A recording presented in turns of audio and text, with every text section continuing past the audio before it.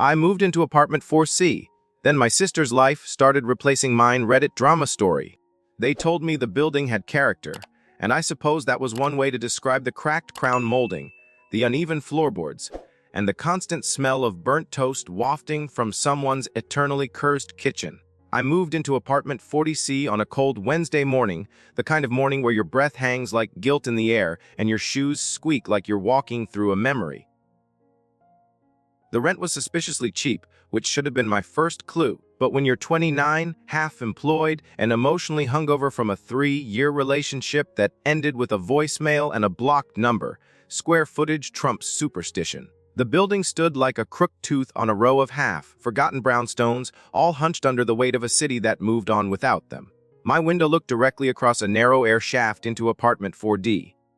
At first, I thought it was unoccupied. No lights ever shone from it, no voices ever trickled out, not even the telltale flicker of a television through the blinds. Just stillness, the kind that makes your ears ring. Then the noise started. It was subtle at first. A soft knock, like someone tapping on a hollow wall from the inside. I assumed it was plumbing or maybe some internal wiring expanding with the temperature. But it happened again the next night, and again, always between 2:33 and 34 a.m. Not 2:30, not 2:35, precisely 2:33. It would start with the tap, tap, then a pause, then 3 more knocks, heavier this time, deliberate. I lay in bed, counting them like sheep, wide-eyed and rigid, trying to rationalize it into something mechanical. But my gut, always more honest than my brain, whispered otherwise. On the 4th night, I got up. I pressed my ear against the wall separating my apartment from 4D. Nothing. Just the faint hum of my refrigerator behind me and the buzz of a street lamp outside. Then came the whisper. At first I thought it was wind. But wind doesn't form syllables. Wind doesn't stretch a name like a secret. I heard it again. Not shouted, not even spoken. Breathed. Drawn out like smoke curling under a door. I backed away from the wall so quickly I knocked over a half-empty glass of wine on my nightstand, red seeping into the floor like a wound. Sleep was a myth after that. The next morning, I caught the building manager, an elderly woman named Enid who wore orthopedic shoes and a look that suggested she'd seen too much and learned too little from it. When I asked about 4D, she just shook her head slowly, like I'd asked about a dead relative at a family reunion. Nobody's rented it in years, she muttered, already turning to leave. Too many complaints. I asked what canceled. She didn't answer. Just kept walking, keys jangling like a warning bell. I went back up and tried to ignore it. I buried myself in freelance work, long walks, noise, canceling headphones. I told myself the mind plays tricks, especially at night, especially when you're alone and haven't touched another person in months. But denial is a dam with cracks. On the 10th night, the knocking returned, but it wasn't through the wall. It came from inside my apartment, from the closet. My breath locked in my throat as I crept toward it. I yanked the door open like ripping off a bandage. Nothing. Coats, boxes, shoes. The usual neglected clutter of someone trying to convince themselves they're organized. But on the inside of the door, scratched in with something sharp, were 3 numbers, 233. I didn't sleep that night, or the one after. My body ached with the fatigue of unanswered questions, my mind a maze with no exits. I stopped checking the wall. I stopped pretending the sound wasn't real. Instead, I watched. At 2:33, I'd sit by my window, eyes locked on 40D. The blinds were always closed, the light always off. But I waited, and waited, until the 13th night when I saw it. A hand, just a shadow at first, then clearer, pale, slow moving, gliding along the blinds from inside. I froze. The hand didn't seem to touch anything. It hovered like it was feeling for something. Then it stopped, turned slightly, and pointed. Directly at me. My stomach dropped like an elevator with a cut cable. I stumbled back, tripping over a pile of laundry, heart punching my ribs. When I got the courage to look again, the hand was gone. The blinds undisturbed. I told myself it was a reflection, a trick of the eye. But I knew better. The next morning, I found an envelope slipped under my door. No name, no address, just a single sentence written in shaky, precise handwriting. Don't answer the knock. I should've left then. Packed my things, broken the lease, paid the penalty, whatever it took. But curiosity is a disease, and mine had metastasized. I stayed. I counted, and the building watched back. I started asking neighbors. Most avoided eye contact. One woman on the 2nd floor told me the last tenant in 4D had gone missing. No signs of forced entry. No witnesses. Just gone. Another said she heard screaming once, but when she called security, no one came. I asked Enid again. She said the apartment was under legal dispute, whatever that meant. But I knew. I knew something was wrong with it. The whispers grew bolder. They didn't just come at 233 anymore. I'd hear my name in the bathroom behind the mirror, or in the kitchen, curling up from the drain. The TV would flicker on static channels at random times, showing faint silhouettes that moved just enough to be noticed. One night I unplugged it. It still turned on. The scratches inside the closet multiplied. Every morning, a new set of marks. Sometimes they were numbers. Other times, names. Names I didn't recognize. Until one morning, I saw mine. Not just ripped deep. Over and over. Each letter jagged and desperate. I didn't leave. I should have. But some part of me felt tied to this thing now. Like if I walked away, it would follow. Or worse. Wait, I started researching the building. City records were vague. Renovations, ownership changes, a fire in the 70s. A tenant had died on the 4th floor during the Blaze 40D. Her name was Clara Wynn. The article said she was elderly, lived alone, had no known family. The fire started in her unit, 'cause unknown. I found a photo, grainy black and white. She had hollow cheeks, thick glasses, and a small smile that didn't reach her eyes. That night, I dreamed of her. She stood at the foot of my bed, mouth open like she was screaming. But there was no sound. Her eyes were gone, just sockets filled with ash. I woke up choking on the smell of smoke. My fire alarm was silent. My window open. I never opened it. The next morning, the envelope came again, this time with a single word, tonight. I didn't go to work. I unplugged every device. I sat in silence, lights off, blinds shut.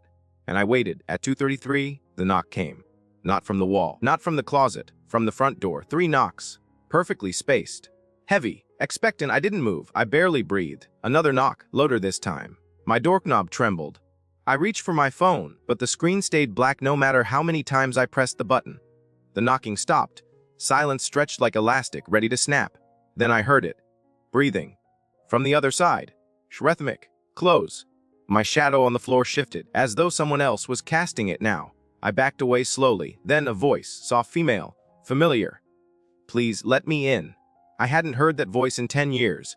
Not since the night my sister vanished. Not since she disappeared without a trace from our family home. But that was impossible. She was gone. Probably. And yet, I knew that voice. I knew it like my own. The handle turned slowly. I couldn't take it anymore. I ran, down 4 flights of stairs, barefoot, past sleeping apartments and flickering lights. I didn't stop until I hit the street. The building loomed above me, tall and quiet, its windows like watching eyes. I looked up a 4D. The light was on, and in the window stood my sister, her face blank, her hand raised in a wave that never ended. The police didn't believe me, of course. When I showed up at the station, barefoot and shaking with half-frozen breath, they treated me like someone coming down from a very bad night. I told them about the voice, the knocking, the hand behind the blinds, and the scratches on the closet door that spelled my name like a countdown. I told them about Clara Wynn and the fire and my sister, Alice, who vanished 10 years ago, who had no connection to that building, who'd never even set foot in the city as far as I knew. They scribbled notes politely, offered me coffee, then sent someone to check it out.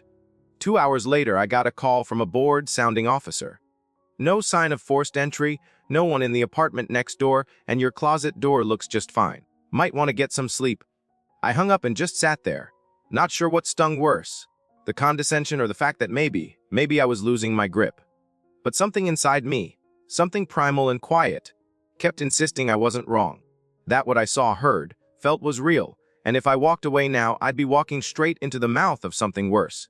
Still, I didn't go back that day. I booked a cheap hotel on the other side of the city. It was a box with thin towels and bad lighting, but at least the air was neutral. No trace of burning, no shadows that moved when you blinked, no closet doors with names inside. But the safety was short-lived.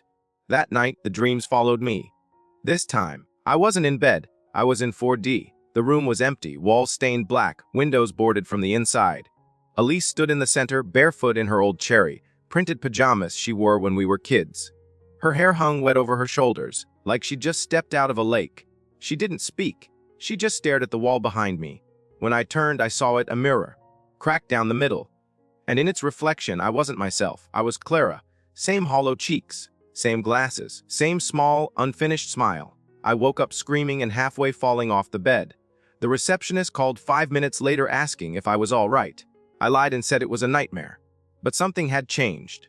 My fingers hurt. I looked down and saw dark lines across my right hand, like splinters or scratches, not deep but fresh, 3 of them, neatly parallel. My first instinct was to rationalize. Maybe I scratched myself in my sleep. Maybe the hotel's cheap linens had something sharp embedded in them. Maybe. But I knew better. There was no escaping it. The building didn't just want me near. It wanted me back. So I returned. The morning sun did not to brighten the hallway as I stepped back into 40C. Everything was as I'd left it. Almost. My fire alarm had been ripped from the ceiling. My mirror was shattered. And on my wall, just above the headboard, 3 words had been scrawled in black ash. She is waiting. I packed a bag and told myself I was leaving for good. I even made it as far as the elevator. But something gnawed at me, some magnetic pull that twisted my gut and whispered that if I left without answers, I'd never feel whole again. That I'd always be watched. That Elise would always be just out of reach. So instead of pressing the ground floor button, I hit 4D. The door was locked, of course. But the building was old, and the lock was just a relic, a rusted knob that gave with the right angle of pressure and desperation.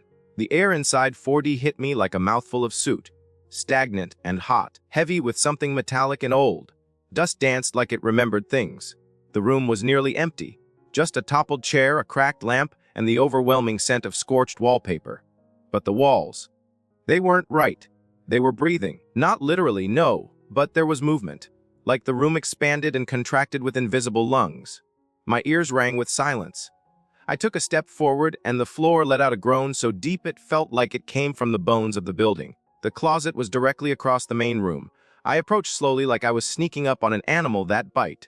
The handle was cold. When I opened it, I half expected to see nothing. But it wasn't empty.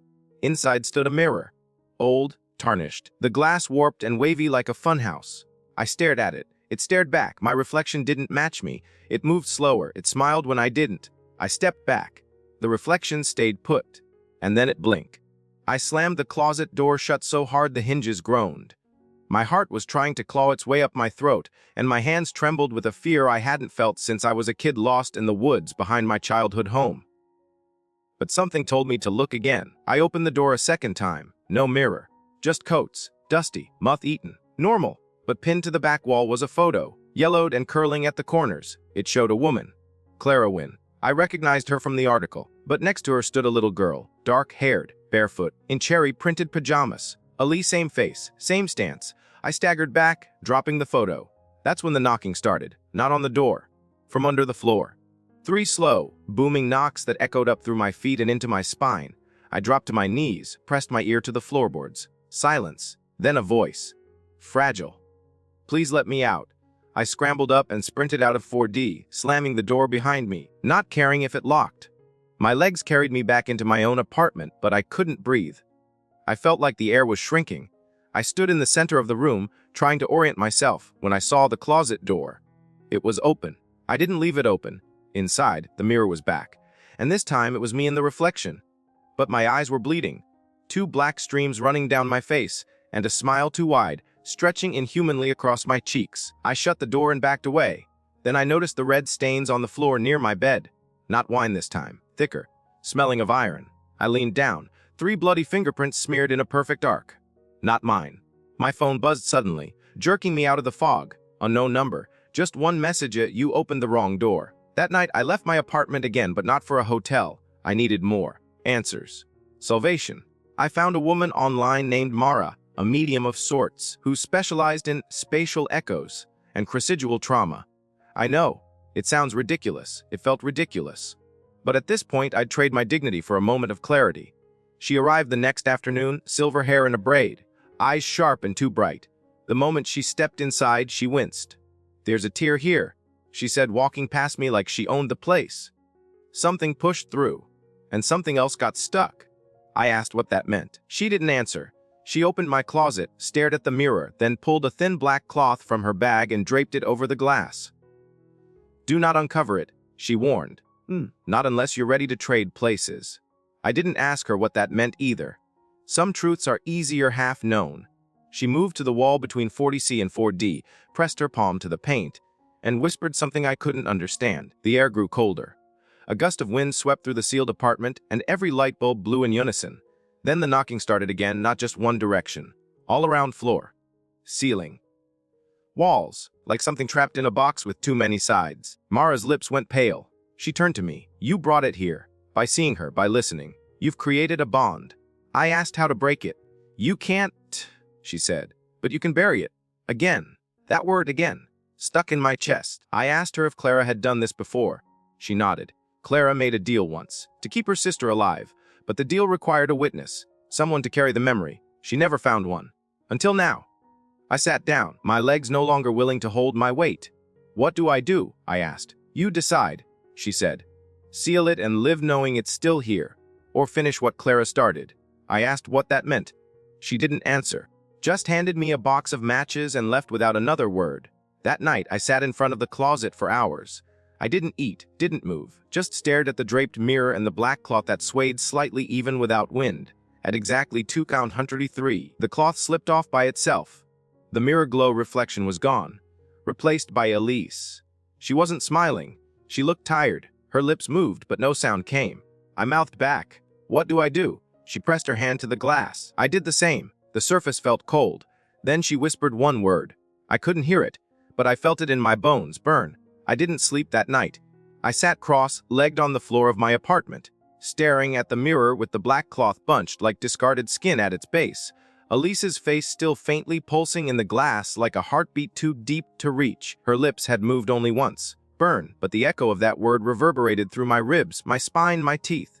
It wasn't a suggestion, it was a plea, a demand, a warning. I kept trying to convince myself that setting a fire inside a 100-year-old apartment building wasn't just irrational. It was criminally stupid. I imagined headline as tenant burns down haunted apartment in effort to save ghost sister. But logic was no longer my ally. Logic had failed me when the police ignored the carved numbers, when the mirror changed its mind about who I was, when my dead sister reached through the glass of a room that technically didn't exist. The only thing I had left was instinct, and instinct said finish it. At sunrise, I gathered everything I thought might matter. A photo of Alice and me from when we were kids, her favorite book with the torn cover, a music box our mom gave her the year before she vanished. I wasn't sure why I brought them. Maybe some part of me hoped that if I made an offering of memories, the mirror might open just enough to let her go. Maybe I just wanted to remember what she looked like outside of dreams and ash. I stuffed everything into a canvas bag and headed next door. 4D didn't protest when I opened it. The door swung in without resistance, like the apartment had been waiting for me. The air inside was colder now, dense and electric like the air before a storm. Dust motes hung frozen in place, as if time had taken a breath and hadn't let it out. I stepped inside, the door creaking shut behind me with the gentleness of a lullaby that had turned menacing. The furniture was gone. Even the broken lamp and tipped-over chair had vanished. The walls were bare but not blank. Lines had been scratched into the plaster, spiraling symbols and looping letters, none of them readable but all of them felt. They felt like warnings, or rules, or the desperate scribbles of someone trying to rewrite a fate that wouldn't let itself be erased. In the center of the room stood the mirror. Not a mirror, the mirror. The one from my closet. Somehow, impossibly, it had moved itself here. It leaned against the far wall, its surface undisturbed, its frame humming softly like a tuning fork in an empty room. I didn't approach it yet. I walked slowly, every step a whisper, toward the closet at the back of 4D. It was shut. I gripped the knob, took a breath, and opened it. Inside was darkness, not the kind you get from bad wiring or covered windows. A deeper kind, a thick absence. But within that darkness, I saw them, dozens of photographs, tape-pinned or nailed into the walls. All of children. Some black and white, some aged Polaroids, some new. Too new. I reached for one near the center. It showed Elise at a carnival, cotton candy in hand, her other arm around me. Except I wasn't there. Just empty air, like I had been cropped out. Or had never been there at all. My throat tightened as I scanned the others. In each, Elise was alone. A birthday cake with only her name. A Christmas morning with no one beside her. A beach trip with only one set of footprints. It was like someone had erased me from every memory. The floor creaked behind me. I turned. The mirror was no longer leaning, it was standing. Upright. Unsupported. Watching me. In its reflection, the room was different. The photos in the closet were gone. The walls were bleeding, and Elise stood in the corner, eyes wide, mouth sewn shut with thick black thread. She held something in her hand. A matchbook. The same matchbook Mara had given me. I stumbled back, but the air pressed me forward. The mirror's surface rippled like disturbed water and a low hum began, vibrating the bones of the room. A voice. Low, feminine, cracked, whispered from behind the glass. She chose you. I don't know how I ended up kneeling. One moment I was standing in panic, the next my knees hit the cold floor, my head bowed before the mirror like it was a shrine or a throne or an altar. The matchbook burned in my palm. I opened matches. 3 knocks. 3 chances. I struck the first. The flame burst to life with a hiss, lighting the room in a dull orange glow. In the mirror, Elise flinched. The thread in her lips smoldered, then snapped, and she screamed, not in pain, but in release. It was a sound I hadn't heard in a decade. Her laugh. It pierced the room like sunlight through a cellar. And then it stopped. The flame dimmed, and the mirror shattered. Not explosively. Not violently. It just fractured, like a spider web drawn in frost. Through the cracks, I saw more. Not just Elithers, dozens of them, children, teens, adults. All stuck, all pressing their hands against the glass. Some looked afraid, others angry, but most looked tired. So tired. I lit the second match. This time, the air recoiled, the apartment groaned, the walls trembled, and the floor beneath me turned translucent. I saw another room beneath this one. A room of mirrors. A labyrinth. A prison. Each mirror held a face. Some turned toward me, others away. I dropped the match, and it fell through the floor like a feather made of flame. When it vanished, the groaning stopped. Silence swelled like a balloon about to burst. Then, her voice. Clear. Calm. "You can leave," she said, "but you'll take it with you." I stood up, the third match still unlit in my hand. I looked at the foes again, my face missing.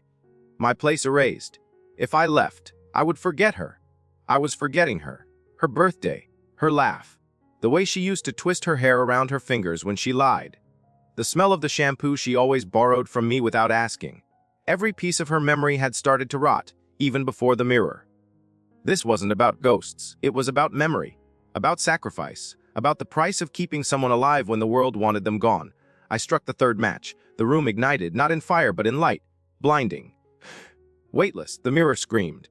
Not cracked anymore. Alive. Its surface opened like a mouth, and Elise reached through. Not ghostly, not monstrous. Just her. Just my sister. She touched my face. I touched hers. Then she whispered, "Thank you," and pulled me forward. I expected cold. Or heat. Or pain. But what I felt was nothing. The kind of nothing that wraps around you like velvet. That drinks the noise out of your bones. I closed my eyes. When I opened them, I was in my apartment again, 4C. Morning light spilled through the blinds. Birds chirped outside. Normal, familiar. The closet door was shut. The mirror was gone. The scratchings on the wall had vanished. I stood slowly. My body was stiff but whole. My phone sat on the counter. One new voicemail. I pressed play. Elise. It was our mother's voice, cracked from crying. "I don't know where you are. You've been gone since last night.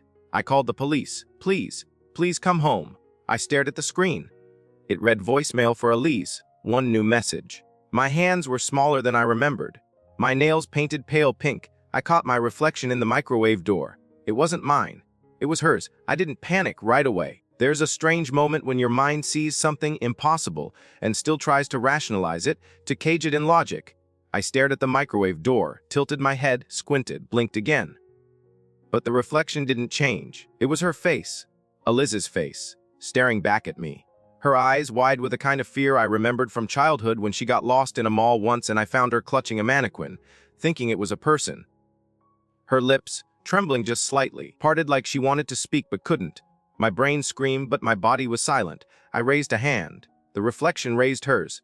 At the same time, perfectly in sync. That was when I knew I hadn't seen her. I was her. Somehow, impossibly, I had crossed over, or she had crossed in, or we had switched. My hands trembled as I pulled the phone from the counter again. Still her voicemail. Still her name on the lock screen. I opened the camera and turned it on. Her face stared back from the front lens, confused, desperate, familiar. I could barely breathe. I stumbled back into the living room and caught a glimpse of the calendar. The date was circled, not by me. Not by her. Just a red loop, drawn in what looked like lipstick. Today. Something was supposed to happen today. Or maybe everything had already happened. The air felt thicker now, like syrup, and the ceiling fan groaned with the effort to keep turning. I walked to the window and looked outside. The street below was the same. Cars, people, morning joggers. But something was off. They moved just a little too slowly, like I was watching a video in half speed. Or maybe it was me who was too fast. I went to the bathroom, flicked on the light, and stared again. Not at the mirror this time. I couldn't trust mirrors, but at the sink, the toothbrush, the familiar towel with the faded penguin print Elise had since she was 12. It was all hers. Everything. Even the scent of the shampoo was hers. I pulled open the drawer and found her journal. I didn't hesitate. I flipped through the pages most filled with tight, neat handwriting. Notes, dreams, drawings. A sketch of the mirror, a name repeated again and again in the margins. Clara Wynne, and one entry that chilled me to the marrow. He's getting too close.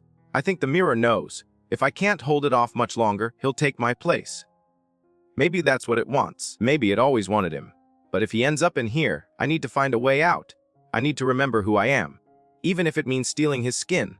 I dropped the journal. My vision swam with nausea. This wasn't a rescue. It was a trap. A swap. She'd never been stuck. She'd been waiting. Waiting for me to open the door. Waiting for me to trust the reflection. Waiting to leave. My knees buckled, and I caught myself on the edge of the sink. I gripped the porcelain like it could anchor me to some kind of truth. But the only truth that mattered was this: I wasn't in my own body anymore. I was wearing Elise's face, Elise's skin, walking her life like a borrowed coat that didn't fit right, and I didn't know how to undo it.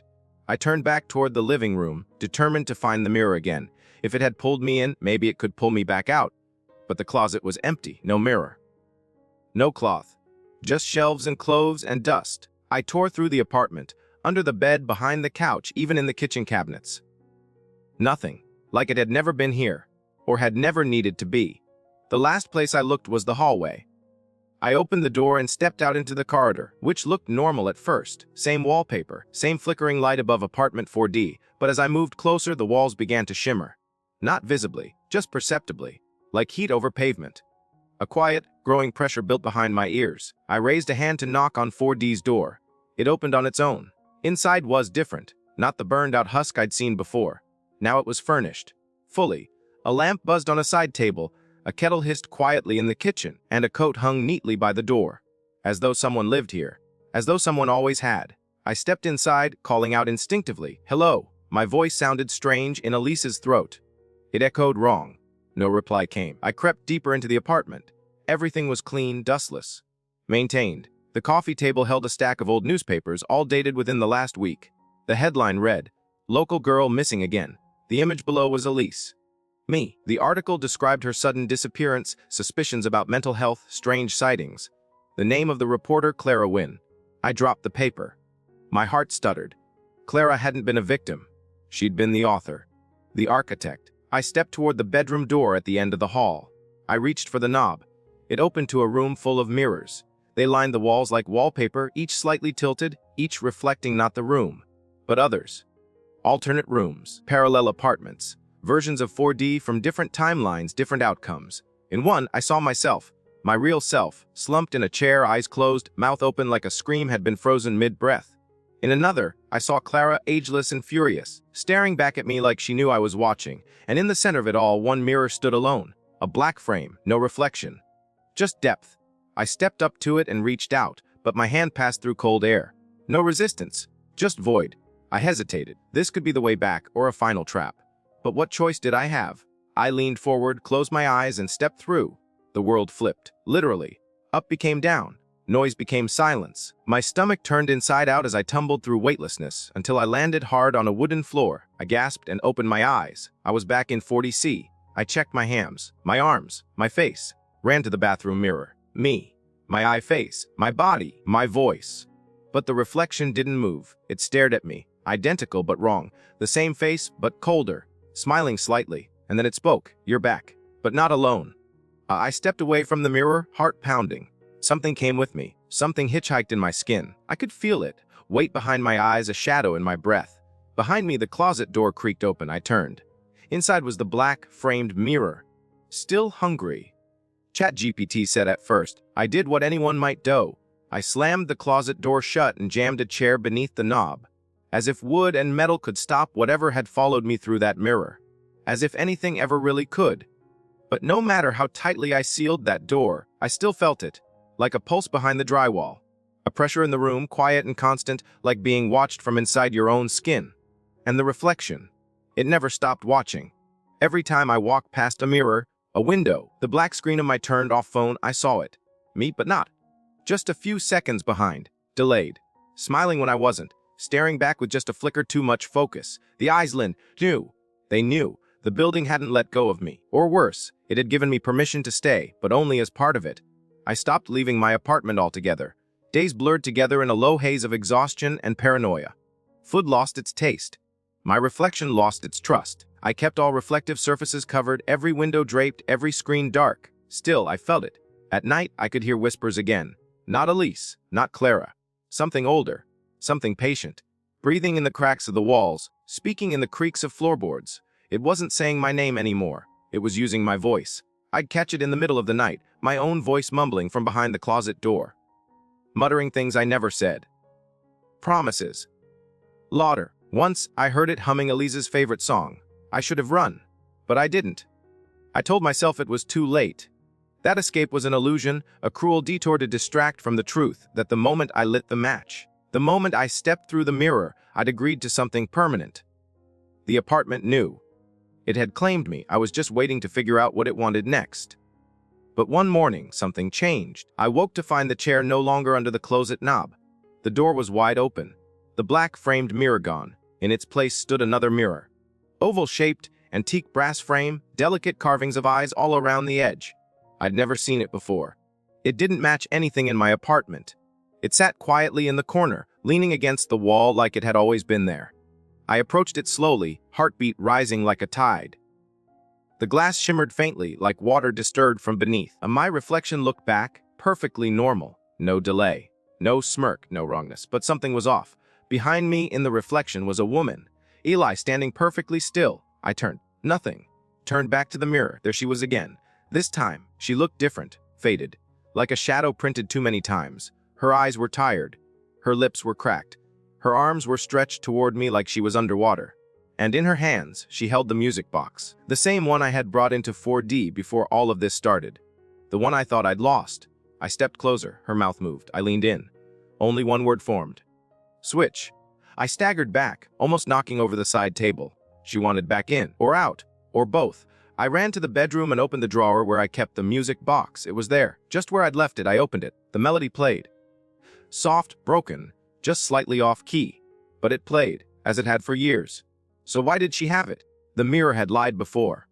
Why not now? I shut the box, heart hammering like it wanted to escape my ribs. I stood in the middle of the apartment, spinning slowly like an animal trapped in a room with something invisible. I didn't know what was real anymore. Alice, the building, the mirrors, even myself, all I had were fragments, and shadows, and a memory of a truth that kept changing its face. I tried calling our mother again, just to hear her voice, just to tether myself to something outside. She picked up on the first ring. "Elise," she said, voice trembling. "It's me," I whispered. "Si, are you?" she asked. "In the apartment," I said. "In 4C. Another pause. "Elise, you haven't lived there for 7 years. After you disappeared, they closed that unit. Said it was condemned. No one's been in there since." I froze. "No," I said. "I just moved in a few weeks ago. I'm not Elise. I stopped. The words wouldn't come. My own name slid from my mind like water off glass. It just there, but unreachable. "Elise." Mom repeated, voice now wet with tears. "I have to go," I said, and hung up. I stood staring at the phone, my hand shaking. My pulse wild. 7 years. She said, 7 years. I checked the date again. Everything looked normal. No gaps. No time lost. Unless time in 40C didn't move the same way. Unless the building had taken time from me. Or traded it. I raced to my laptop, plugged in, searched my own name. Nothing. Then Elise's. The results were strange. She was listed as deceased. Died in a fire in 40C. Date of death, the night I lit the third match. There were no obituaries, no photos, just a single police report. Unidentified woman, no survivors. Causes spontaneous ignition, no survivors. But I was here. Unless I wasn't. Unless the one who came back wasn't me. I stumbled to the mirror again. Not the black-framed one. The oval brass one.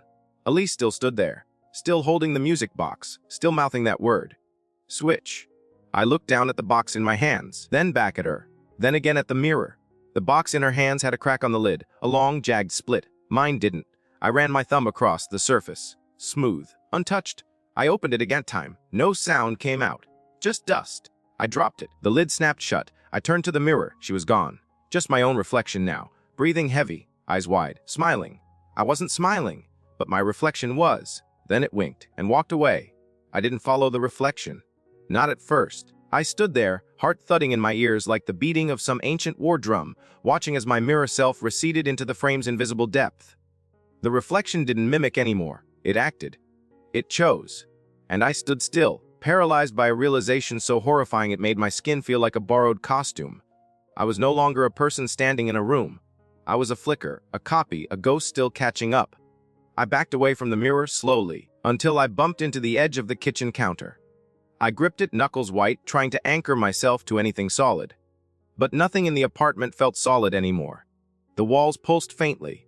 The light bulbs buzzed with an almost spoken cadence, and somewhere deep within the wooden, metal, and plaster, the building was breathing.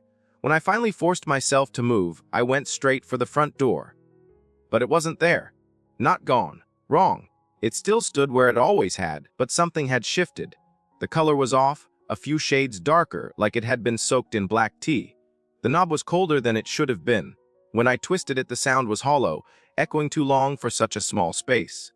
The door opened, but the hallway beyond was not the hallway I'd known. The wallpaper was the same pattern, faded roses and vertical gold lines, but it peeled differently.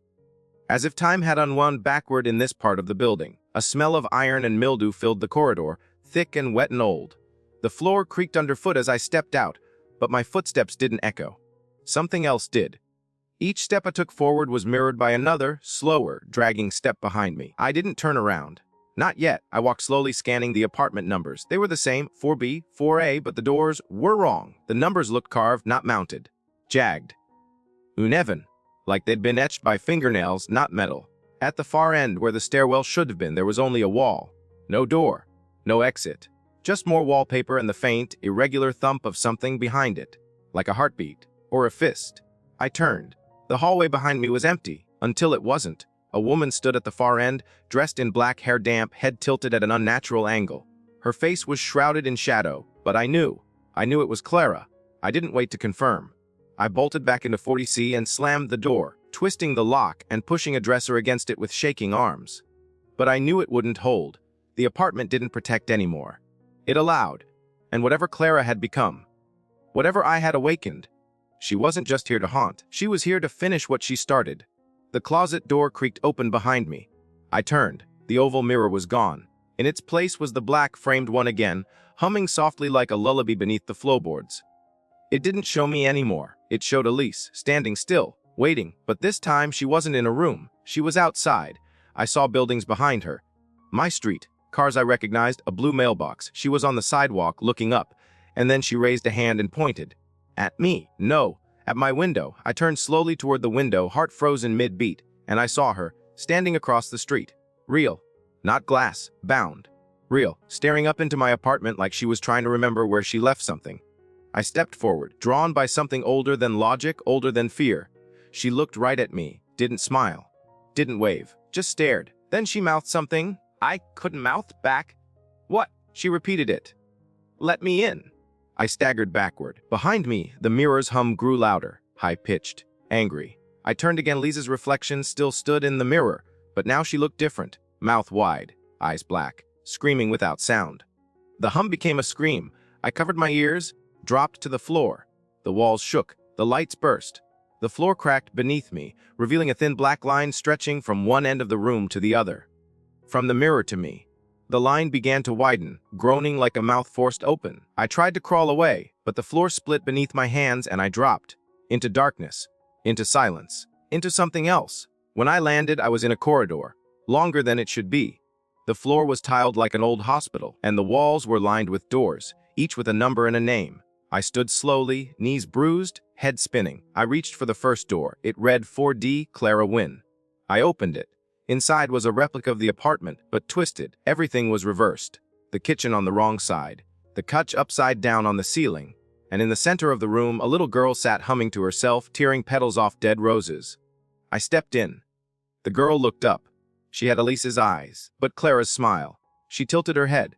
Too late, she whispered, then vanished. The room collapsed around me like a sandcastle hit by a wave.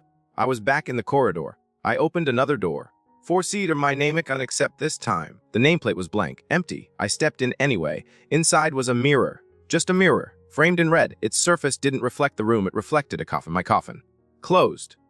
With my name etched on the lid. Below it, 3 dates. Birth. Disappearance. Today. I staggered back, slammed the door, ran past door after door until I found the one with Elise's name. I opened it. She sat inside, on the floor. surrounded by broken music boxes. She looked up. "Why didn't you save me?" she asked. "I tried," I whispered. "You only saved yourself." "No." I went through and lit the matches. "I burn. You burned me," she said. Then everything went white. I woke up back in my apartment, but not mine. Eliz's. The mail on the table had her name, the phone had her lock screen. I was her again. Again, the cycle had restarted. The reflection in the microwave wasn't mine, it was watching, waiting, smiling, and somewhere inside the wall, the hum began again. It began again like all nightmares do, quietly. No thunderclap, no scream, just the low, persistent hum behind the drywall, like a neighbor playing a record made of whispers on endless loop. I woke with that sound pulsing in my bones. Everything around me looked normal. The same apartment, same lighting, same coffee-stained corner of the rug. But the silence was too perfect, sterile and poised like a breath being held. I moved through Eliz's apartment. My apartment now. Like a trespasser in someone else's skin. The mail by the door had her name. The calendar had her handwriting. The photos on the fridge showed her with people I didn't recognize. In each one, she smiled just a little too wide, like someone posing through a mask they weren't used to wearing. And in none of them, none, was there a single trace of me. I pulled the drawer open and found the journal again. Its pages had changed. The handwriting was erratic now, less neat, more frantic. Long rants that looped back on themselves. Sentences like, "I thought this would fix it," and "I didn't want it to be me," scrawled over and over, sometimes vertically, sometimes in spirals. One page had only 3 words, written in bold block letters, "The mararararticiitis." I slammed it shut. My breathing came fast and uneven, like the room had been drained of oxygen. I stumbled back toward the bathroom to splash cold water on my face, desperate to find some anchor in reality. But as soon as I looked up, there it was again. The mirror. Not the oval one. Not the red-framed one. Just the plain, rectangular bathroom mirror. My face stared back at me. But it was wrong. Slight differences. Eyes too wide. Skin too smooth. A delay in the blink. A flicker that betrayed an independent thought behind the glass. It lifted a hand. I didn't. I stood frozen as my reflection pressed its palm against the glass and began to smile. Not a friendly smile. Not even a cruel one. Just empty. Like a marionette waiting for strings. Then it mouthed 2 words. "Your turn." I staggered back, knocking over a shampoo bottle. The mirror stayed still now, reflecting only my panicked self. As if nothing had happened. As if I'd imagined it. But I knew better. I'd learned the rules. And the first rule was this mirror's lie. The second. Time isn't a straight line in this place. It's a knot. The final thread had tightened. That afternoon, I tried to leave. I packed a bag with the barest essentials. Keys, phone, wallet, the journal. Just in case. I stood in front of the apartment door, hand hovering above the knob. My skin buzzed with tension. I knew something waited behind it, something that would either let me go or swallow me whole. When I finally opened the door, the hallway looked normal. Quiet. Soft daylight streaming from the stairwell. Distant footsteps. I ran. I bolted down the stairs 2 at a time, heart leaping in my chest with every landing. No walls shifted. No sounds followed. I burst out onto the street and stopped. Everything looked the same. The neighborhood, the bakery across the road, the blue mailbox. But the people, they didn't see me. They couldn't. I waved at a man walking his dog. Nothing. I stood in front of a woman checking her phone. Her eyes passed through me like I was made of smoke. I screamed. No one turned. No one paused. I wasn't in the world anymore. I was beside it, a layer beneath, a reflection given shape. Somewhere behind me, I heard a faint sound, glass cracking. I turned slowly. All the windows in the building now reflected me. Dozens of versions, all Elise's body, all twisted in subtle, unnerving ways. One sobbed, one blood from the nose. One reached toward me. One banged its fists against the inside of the pane like it was trapped and drowning. I backed away from the sidewalk. Up the stairs again, past the mailboxes, back into 4C. The door closed behind me on its own. The hum was louder now. Not angry. Expectant. In the living room, the black-framed mirror had returned. It stood in the center of the room like a monument. I approached it, slowly, the way one might approach a sleeping predator. My hands trembled as I reached out. The surface rippled. I saw me. My real self, my original face. My own eyes looking broken, thin, older. He was inside, still trapped, still waiting. He reached out toward me. I reached back, and something caught my hand from behind. I screamed and turned, but there was nothing there, only the faint smell of roses and ash. I turned back, and the mirror was no longer showing my face. It showed Elise again, but this time she looked at peace, not smiling, not frowning, just still. She raised one hand.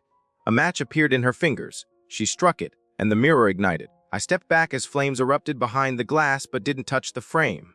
The apartment remained untouched, but the heat radiated through my skin like guilt.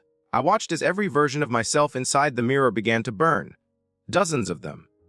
Slow, silent agony, not screaming, just melting into the black. One by one they turned to ash, and the flames died. The glass remained, charred but unbroken.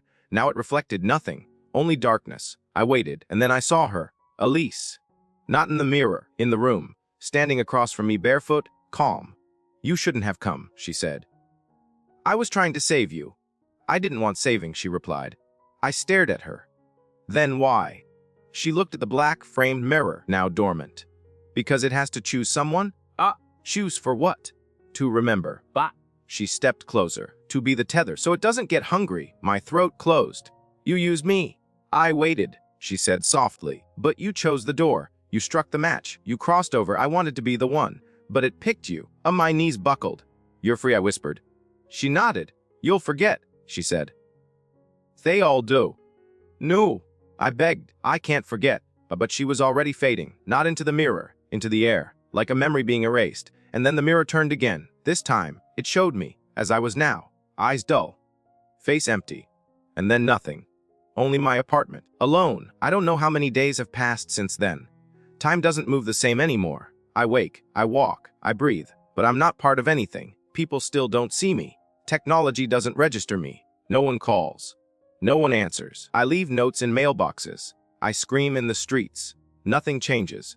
Only the mirror remains. Sometimes it reflects me. Sometimes it doesn't. Sometimes it shows other versions of this apartment, flickering in and out like channels I can't control. Sometimes I see you, reading this, looking in, and I wonder, do you see your reflection in your screen? Are you sure it's you? Look again. Because if you made it this far, then maybe it's already watching. And maybe, just maybe, it's your turn. Enjoyed the video? Give it a thumbs up, subscribe to the channel, and tap the bell so you never miss an update.